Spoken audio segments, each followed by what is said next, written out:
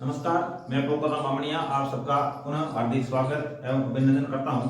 आज हम इस वीडियो के अंदर डिस्कस करेंगे एक बीजपत्री जो फैमिली है लिलिएसी के बारे में। इससे पहले हमने जो द्विबीजपत्री उसकी दो फैमिलीज के बारे में बात की, फैबेसी और Solanaceae. Next monocot family Liliaceae. Liliaceae को लिली फूल भी कहा जाता है। इसके अंदर प्याज और लहसुन वो इसके अंदर आते हैं, इसलिए इसको प्याज फूल भी कहा जाता है या इसको लिली फूल भी कहा जाता है। कायिक लक्षणों की बात करते हैं तो चूंकि ये एक बीजपत्री फूल है तो इसके अंदर झगड़ा मूल पाई जाती है। एक बीजपत्री के अंदर झगड़ा मूल पाई जाती है, द्विबीजपत्री के अंदर मुसला मूल पाई जाती है। तने की बात करते हैं तो अधिकांश तना है वो शाकीय होता है, भूमिगत होता है और इसको सल्ककंद या इसको प्रकंद भी कहा जाता है। पत्तियों की बात करते हैं, पत्तियां एकांत होती है, लंबी होती है और एक बीजपत्री है, इसका मतलब इसमें समानांतर शिरा विन्यास पाया जाता है। पुष्पीय लक्षणों की बात करते हैं तो पुष्प है वो पूर्ण होता है, सहपत्री होता है, द्विलिंगी होता है और त्रिज्या सममित होता है। अब यहाँ पर बाह्य दल और दल ये नहीं होते हैं, इन दोनों को मिलाकर यहाँ पर परिदल पुंज पाए जाते हैं।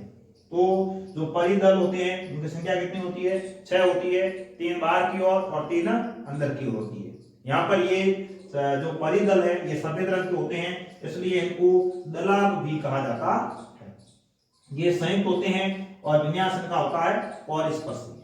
पुंग की बात करते हैं तो पुंकेसर की संख्या है 6 और ये परिदल लग्न होते हैं। जो ये परिदल होते हैं, परिदल से ये जुड़े हुए होते हैं, परिदल के संलग्न पाए जाते हैं, इसलिए इनको परिदल लग्न कहा जाता है। जायांग की बात करते हैं, जायांग त्रिअंडकी होता है, युक्तांडकी होता है, अंडाशय ऊर्ध्ववर्ती होता है और बीजान्यास होता है वो उसमें स्तंभीय होता है। स्तंभीय बीजान्यास पाया जाता है और त्रिकोष्ठीय होता है। फल सरल प्रकार का होता है और संपूर्ण प्रकार का भी होता है, संपूर्ण जिसको कैप्सूल कहा जाता है। बीज भ्रूणपोषी होते हैं। एक बीजपत्री जितने बीज होते हैं सभी भ्रूणपोषी होते हैं, लेकिन जो द्विबीजपत्री भ्रूण होते हैं वो भ्रूणपोषी भी होते हैं और अभ्रूणपोषी भी होते हैं। नेक्स्ट पुष्पसूत्र। पुष्पसूत्र में देखिए बी आर मतलब क्या हुआ? बी आर का मतलब ये क्या होगा? त्रिज्या सममित है, सहपत्री बी आर का मतलब सहपत्री है और इसका मतलब ये है वो त्रिज्या सममित है। इसके अलावा यदि हम लिंग की बात करते हैं तो यहाँ पर बीच में लिंग आना चाहिए, ये है वो द्विलिंगी होता है। तो पुष्पसूत्र के अंदर ये बी आर, ये त्रिज्या समेत, ये द्विलिंगी और ये है परिदल। परिदल संख्या में 6 होते हैं, 3 बाहर की ओर होते हैं, 3 अंदर की ओर होते हैं और 6 पुंकेसर पाए जाते हैं। ये पुंकेसर भी 3+3 की स्थिति में होते हैं। पुंकेसर है वो परिदल से जुड़े हुए होते हैं। ये जायांग है, जायांग है वो त्रिअंडकी होता है और युक्तांडकी होता है, ऊर्ध्ववर्ती होता है, इसलिए जायांग, ये त्रिअंडकी और ये ऊर्ध्ववर्ती। इस तरह से ये जो लिलिएसी फूल है इसके ये कायिक लक्षण हो गए, पुष्पीय लक्षण हो गए और पुष्प सूत्र। लिलिएसी फूल के पुष्प चित्र के बारे में बात करें तो देखिए ये मात्राक्ष है और इसके चारों ओर ये परिदल है, परिदल पुंज है, परिदल है। 3 बाहर की ओर और 3 अंदर की ओर। ये बाहर की ओर 3 परिदल पाए जाते हैं, 3+3 की व्यवस्था होती है। 3 परिदल बाहर की ओर, 3 परिदल अंदर की ओर। ये 3 जो परिदल है ये अंदर की ओर पाए जाते हैं। इस तरह से जो परिदल होते हैं वो 3+3 की व्यवस्था में होते हैं।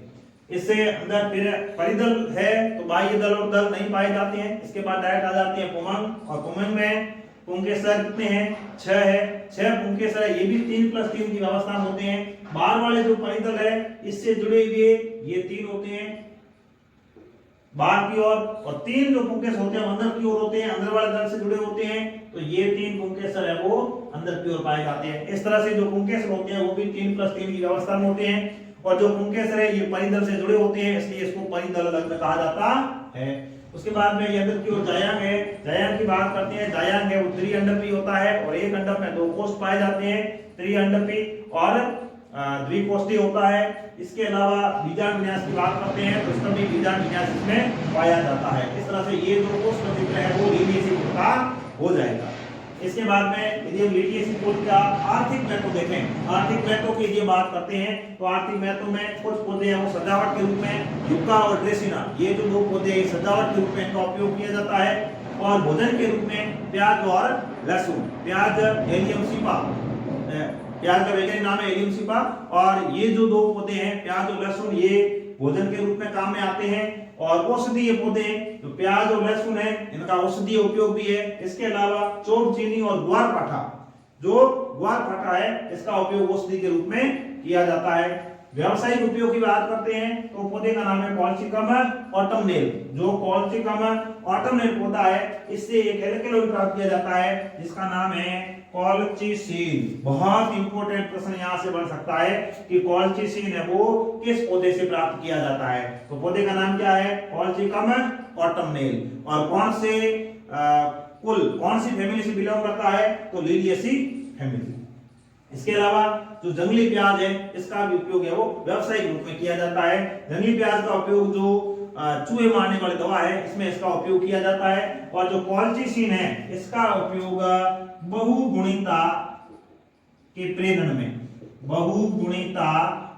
में इसका उपयोग किया जाता है। बहुगुणिता का मतलब क्या होगा? एक कोशिका में गुणसूत्रों की संख्या द्विगुणित होती है और यदि द्विगुणित से त्रिगुणित, चतुर्गुणित, पंचगुणित गुणसूत्रों की संख्या चाहिए तो उसको हम बहुगुणिता कहते हैं। उसका पौधों के अंदर इसका प्रेरण है वो कॉलचिसीन के द्वारा किया जाता है। सामान्यतः जंतुओं में बहुगुणिता का काम नहीं होता है या नहीं पाई जाती है।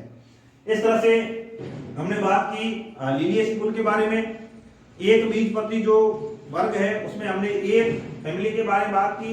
एक बीजपत्री का हमने एक फैमिली लिया जिसका नाम है लिलिएसी, और द्विबीजपत्री में हमने दो फैमिली पढ़े हैं, फाबेसी और सोलेनेसी। इस तरह से जो पुष्प है, पुष्प का अर्थ वानस्पतिक भाषा में अध्ययन या अर्ध तकनीकी विवरण के बारे में हमने बात की है। तीनों ही फैमिली या तीनों जो कुल है वो आपकी क्लास 11 एनसीईआरटी बायो के सिलेबस के अंदर है। और ये जो कुल है ये कुल अपने प्रैक्टिकल के सिलेबस के अंदर भी है। 12th क्लास के प्रैक्टिकल के सिलेबस के अंदर भी ये कुल दे रखे हैं। और एग्जाम की दृष्टि से, थ्योरी एग्जाम की दृष्टि से और प्रैक्टिकल एग्जाम की दृष्टि से ये जो कुल है ये हमारे लिए बहुत ही इंपॉर्टेंट है। इस प्रकार जो एनसीईआरटी क्लास 11th बायोलॉजी का जो 5वां चैप्टर है मॉर्फोलॉजी ऑफ एंड्रोगैम्स या पुष्पीय पादपों की आकृति, वह पार्ट है वो हमारा समाप्त होता है। तो इस तरह से मुझे आशा नहीं बल्कि पूरा विश्वास है कि जो मैटर आपके सामने प्रस्तुत किया जा रहा है वो आपको अच्छे से समझ में आ रहा है। और किसी भी प्रकार की समस्या हो, किसी भी प्रकार का क्वेश्चन हो तो आप कमेंट बॉक्स के अंदर जरूर लिखें ताकि मैं उसका भी आपको रिप्लाई दे सकूं। और आप जैसे जैसे वीडियो देख रहे हैं वैसे वैसे आप मेरे हिसाब से नोट्स भी बना रहे होंगे ताकि ये नोट्स है वो आपके लिए बहुत ही काम आने वाली चीजें हैं। अभी वर्तमान में की बात करते हैं, अर्धवार्षिक एग्जाम अगले महीने है तो अर्धवार्षिक हिसाब से आप पढ़ें और बाकी नोट्स बना के रखें ताकि जब अगली क्लास के अंदर जब आप 12th क्लास में होंगे तब जब आप नीट का एग्जाम आदि क्लियर करेंगे, उसको फाइट करेंगे, उस समय इस नोट्स की बहुत ही ज्यादा जरूरत रहेगी। यहाँ पर क्लास 11 और 12 एनसीईआरटी के हिसाब से देखते हैं या नीट के हिसाब से देखते हैं तो वहाँ 11 और 12 ऐसा कुछ नहीं है। वहां पर NCERT based biology complete syllabus आता है। तो उस सिलेबस के अकॉर्डिंग ये नोट्स आपके लिए बहुत ही काम की चीज रहेगी। और वीडियो आप देख रहे हैं, अधिक से अधिक आप इसको लाइक करें, अपने दोस्तों तक शेयर करें। और यदि आपने अभी तक चैनल को सब्सक्राइब नहीं किया है तो चैनल को आप सब्सक्राइब कर सपोर्ट प्रदान करें ताकि हम इससे भी अच्छी वीडियो आपके लिए बनाकर प्रस्तुत कर सकें। क्योंकि यह जो हमारा चैनल है ये एजुकेशन से रिलेटेड है और एजुकेशन के अंदर भी